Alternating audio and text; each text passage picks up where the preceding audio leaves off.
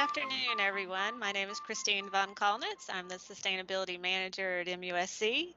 Welcome to the Conversation Café for February.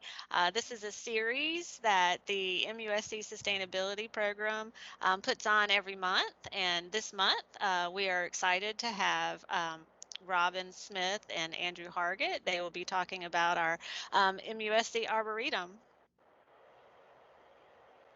Just wanted to tell you a little bit about the sustainability program at MUSC.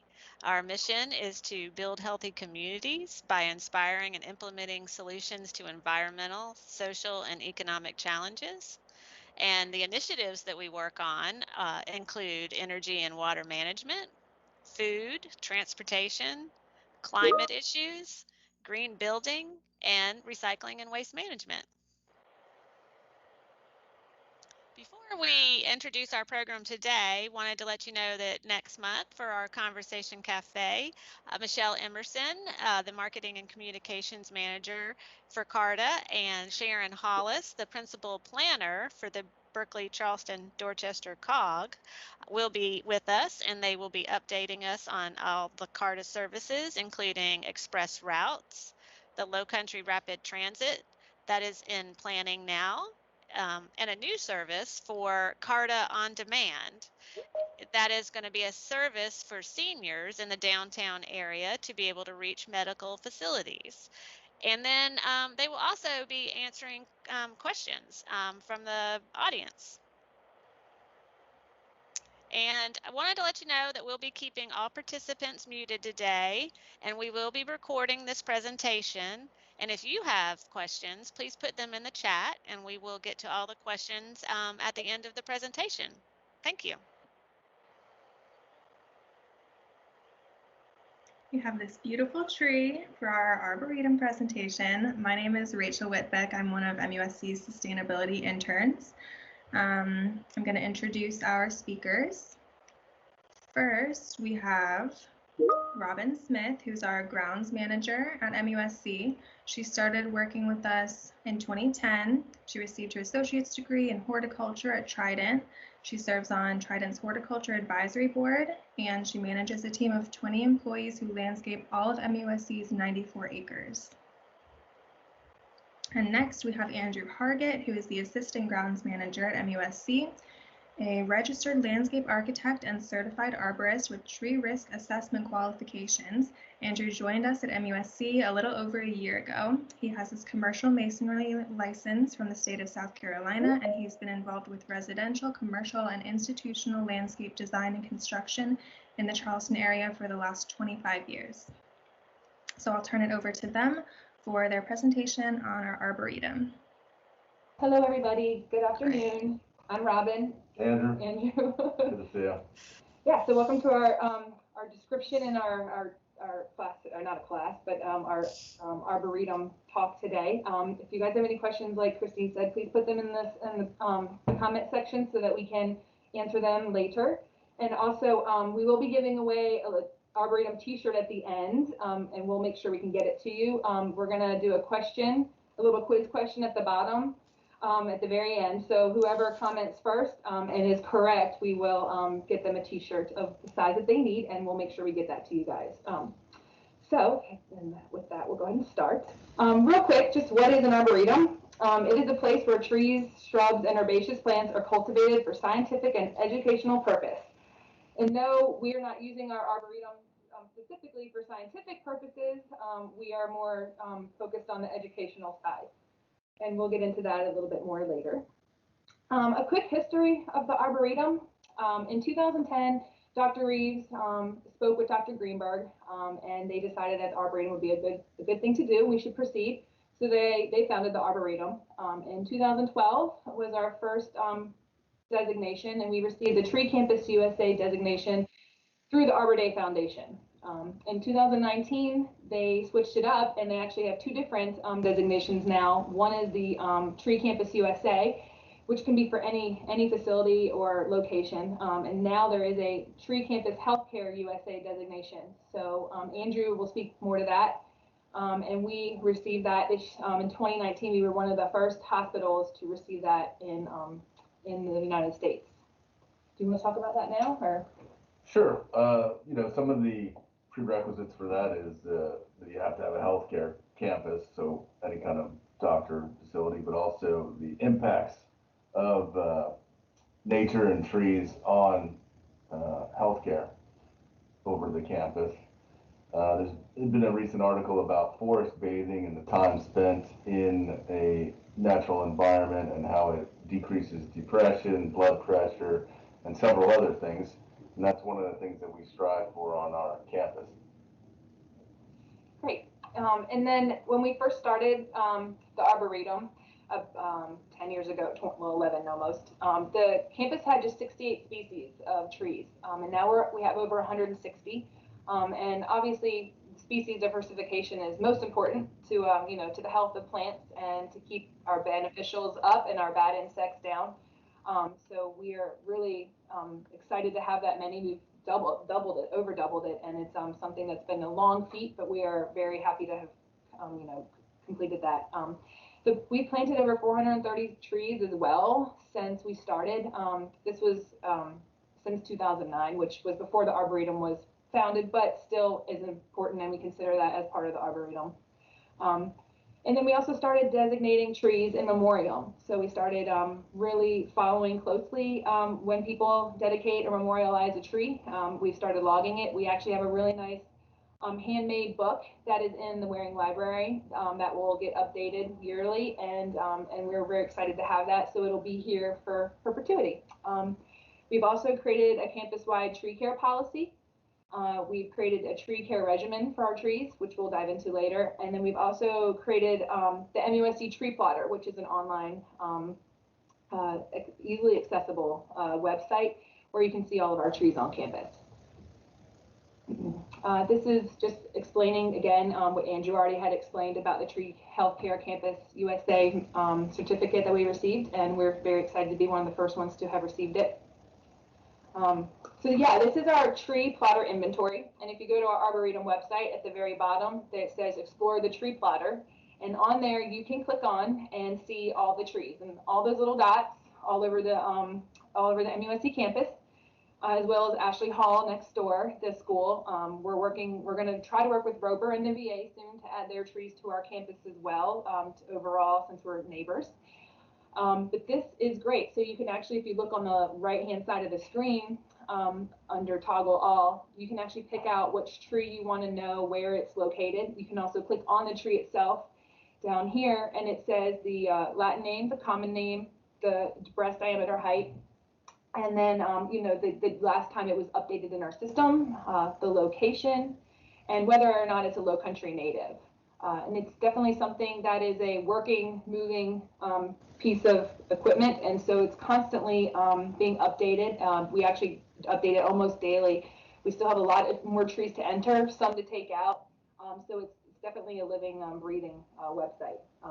And it also, we're working on monitoring the tree health, so you can go in there and edit it. If there's any trees that are in poor health, Andrew can look that up and find out why and what we need to do to make it better, and he can work on putting those at the top priority of his list. We also are working on a native species tab that you'll be able to literally just click and it will show all the native trees on campus. And then an in memoriam tab as well. So when we know something's been dedicated or donated to the campus, somebody can click on that and they can even take a tree tour of all the trees that have been dedicated by someone. And then, like I mentioned, we're still updating all the trees with pictures and then entering in their new diameter breast height and a couple other things along with that. This is a powerful tool that we can utilize to a greater extent as time goes.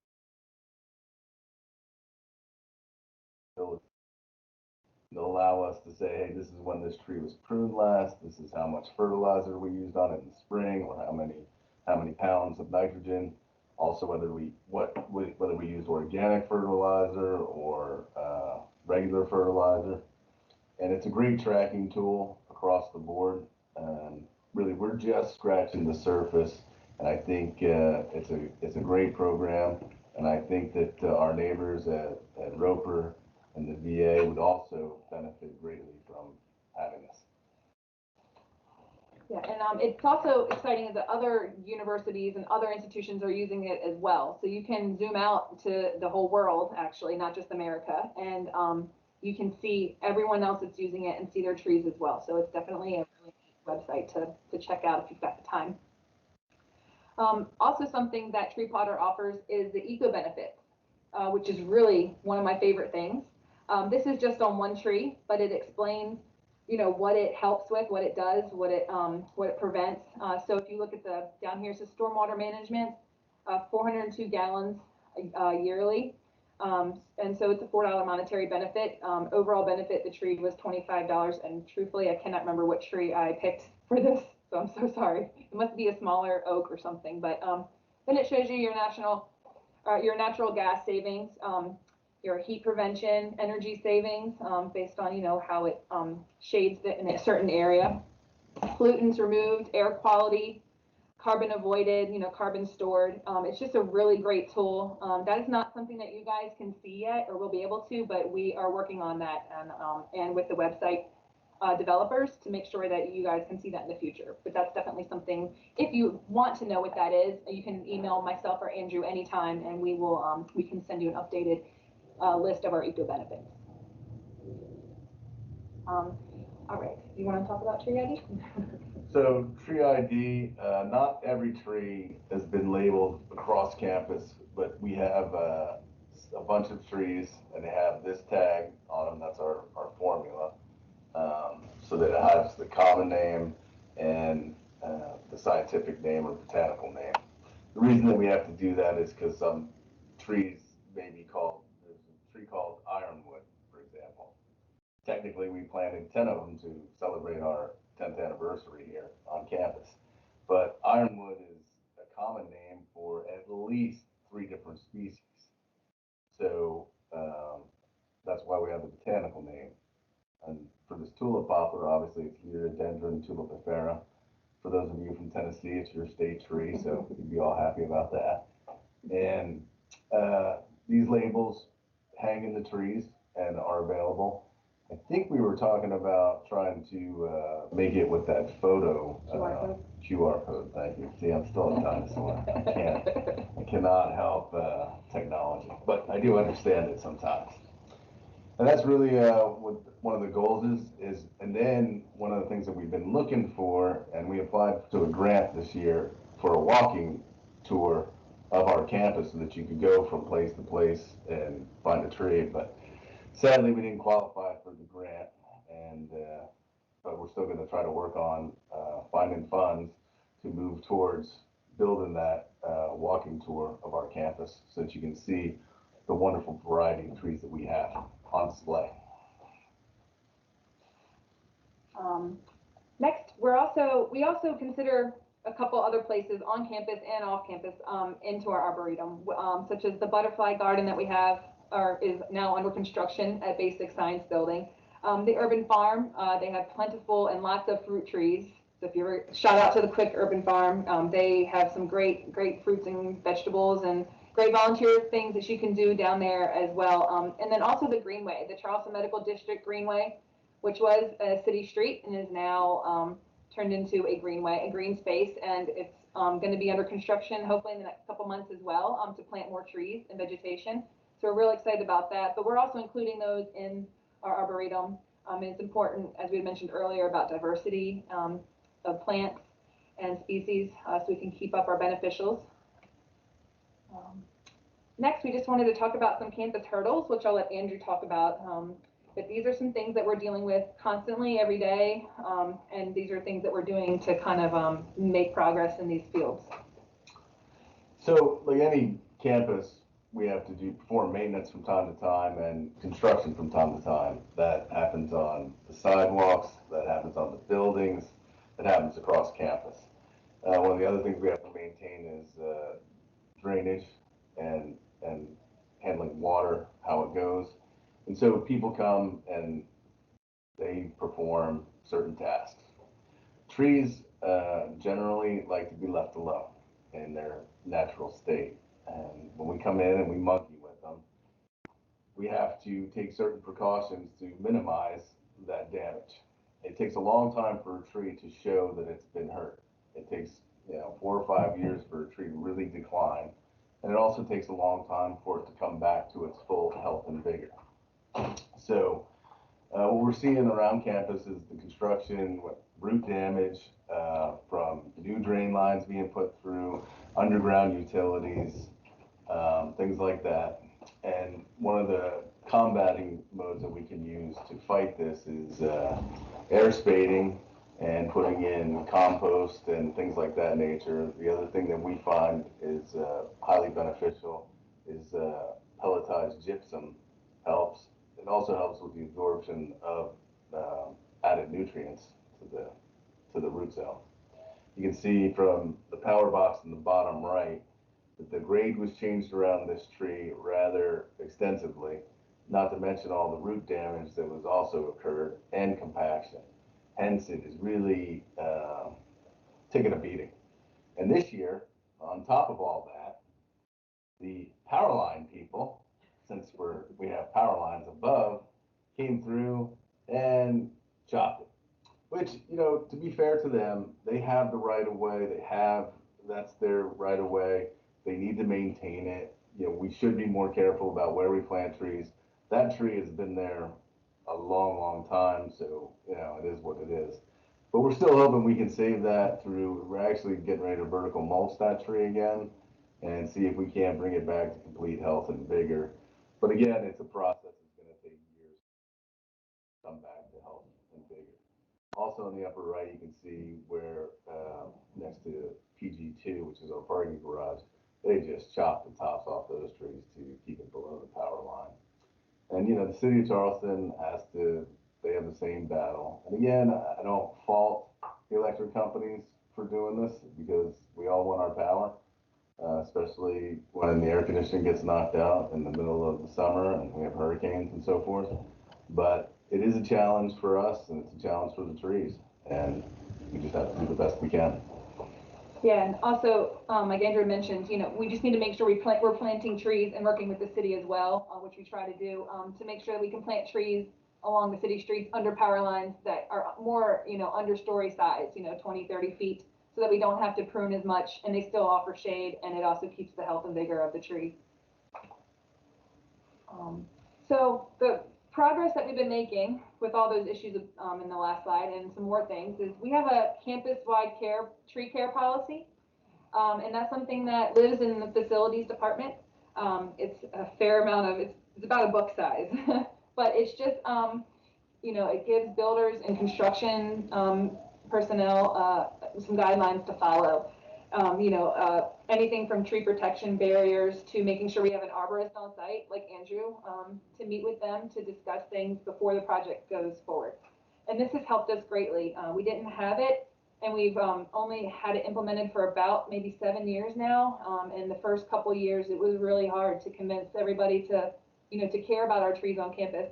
So we would have big machines like Alec is down below with the lull. We would have machines like that driving, carrying concrete over top of our tree roots. And, once you get that compaction, it's really hard to undo it. So we've made rules like keep all the golf carts and trucks on a sidewalk. Don't go off the sidewalk unless it's absolutely necessary. And if it is, then we put down plywood. So we disperse the weight. Like I mentioned, we're proactively working with the builders and contractors. And then moving trees and plants before construction. That's what Andrew and Alec are working on down here on the right.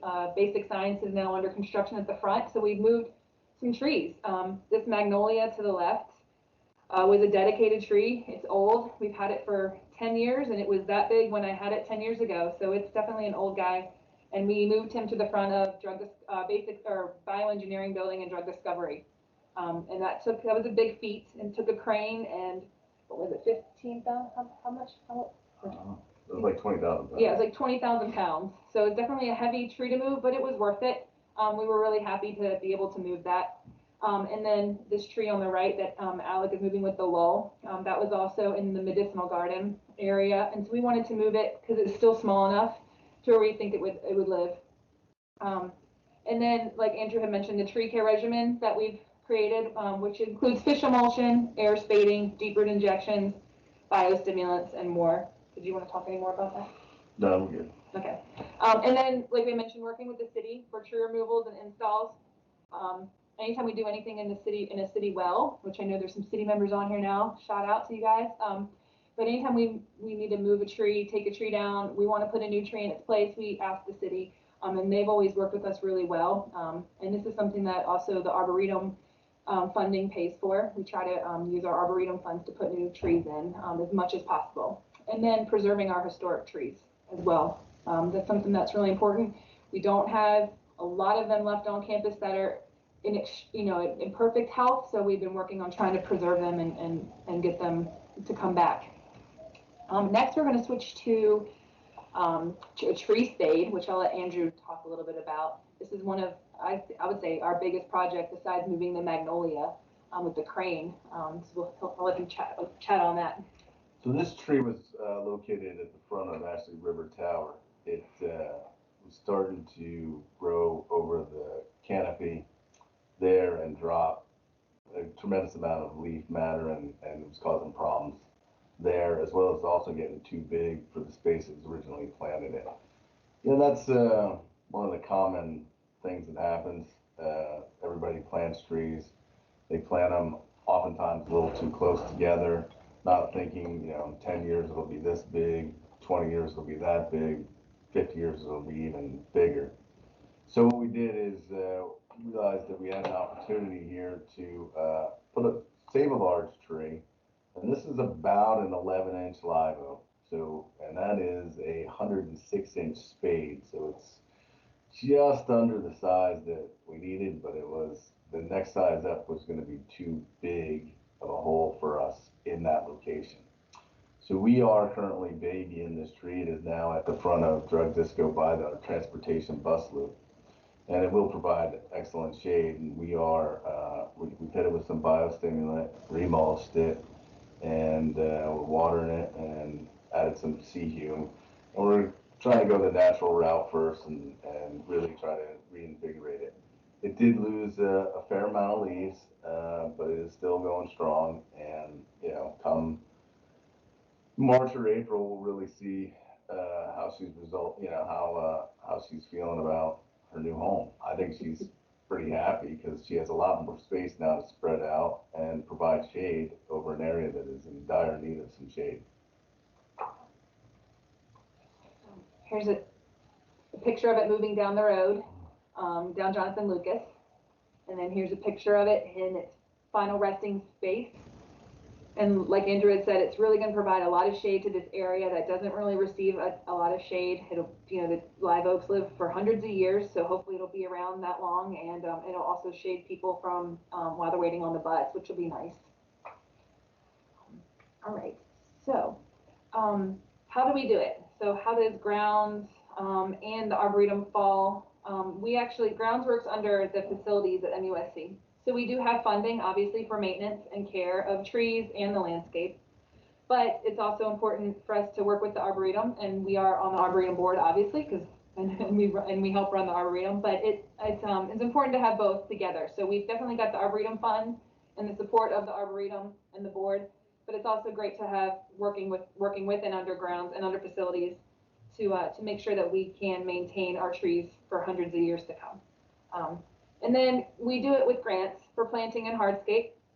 Like Andrew had mentioned, we did apply for a grant to do a campus tree tour. It got turned down because they actually received something of upwards 600 different applications. So it's definitely hard to stick out when you hear that many applications. But we're on the prowl. We're always on the lookout. We've actually gotten a grant before for hardscape and planting. So we've gotten some grants here and there. But it's important to keep looking. So if you guys are ever out and about and you hear of any grants, please send them our way, because it never hurts to have extra eyes. And then we also fundraise through the MUSC Foundation, through the Arboretum. And so fundraising and then having a donation page, and also donating trees, benches, and that kind of thing helps us as well.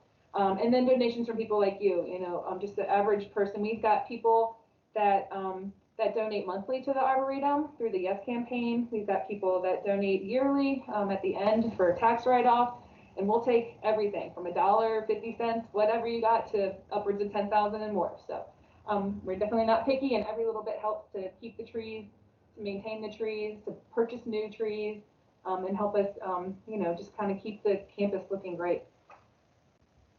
So where does your money go? In 2019 to 2020 winter, we planted 25 trees. We had 6 go to the fitness park, and then 19 go to wellness center. This was more of a these were more specialized because we needed to kind of fill in what had been taken away from construction.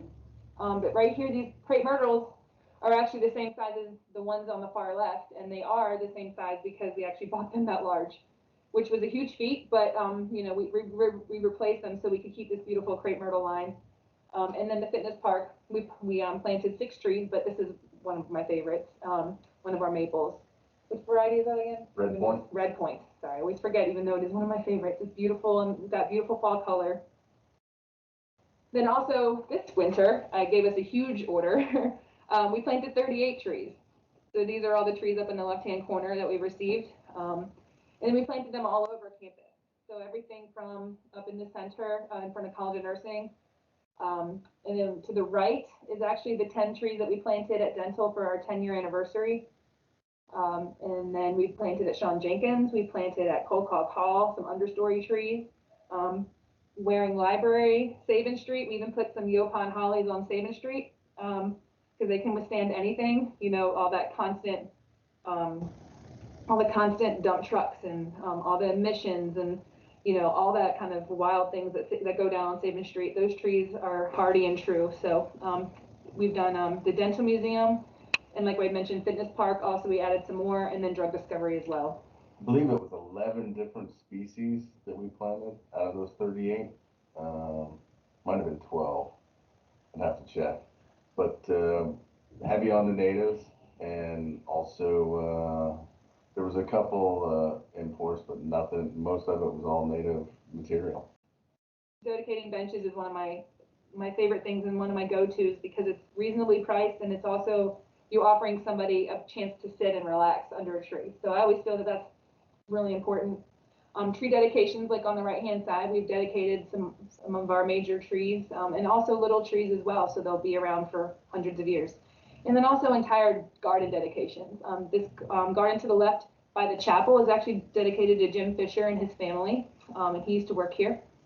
He was fantastic. He was the vice president for development of alumni affairs, and he was a great guy and gave very kindly to the Arboretum as well so we could maintain the garden, but things like that. So those are important things besides just monetary purchases that also help enhance the campus.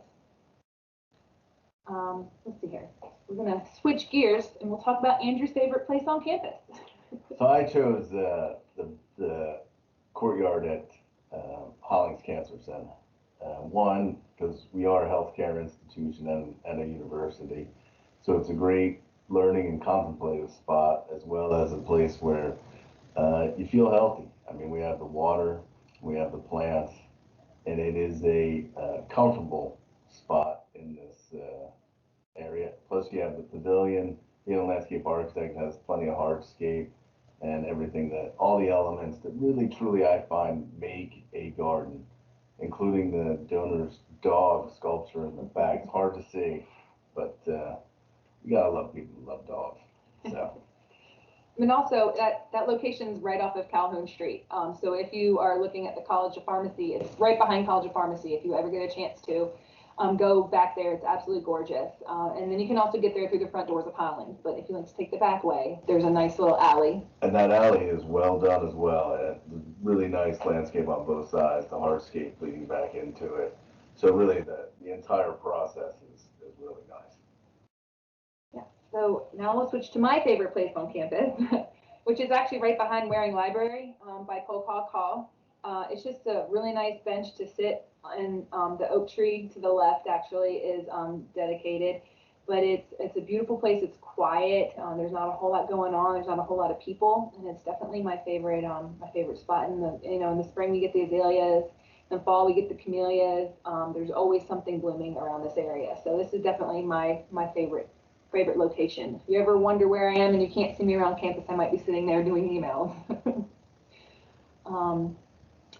All right, so our quiz question is, well, we'll talk about the top first. The top is 2011, this is our oldest oak besides Kolkakaw. And then now this is 10 years later with us doing vertical mulching. We've air spaded it, we fertilize it constantly. So it's definitely the health and vigor of this sad tree has changed. It's much healthier now, even though it is on its way out sooner or later. But the building beside it, you know, obviously when they were doing construction, really hurt it. But it's coming back, and we're holding on to it. So our question is, if you put it in the comments, is what is the approximate age of this tree? It's approximately 74-inch diameter, breast high, just so you know. So if you could answer below, and whoever answers first with the approximate age will get a free t-shirt. And then we just wanted to give a quick shout out again to our 10-year anniversary, which was last year, but because of COVID, we kind of put a halt on things. We planted 10 ironwood orange crush, and they all the way down College of Dental. So this area was actually one of the, I know this is the northern, this is the southern side of Dental, but it is also winter, so the sun is lower. But normally during the summer, the sun is right above, so there is no reprieve from the sun whatsoever. And these trees, as you're walking down this 180-foot path, will definitely be provide shade down this path now. For the past 10 years I've been here, I've actually walked around this building, the other side of B Street, just so I can avoid avoid the sun, because it is so scorching hot right there. So I'm definitely excited about this.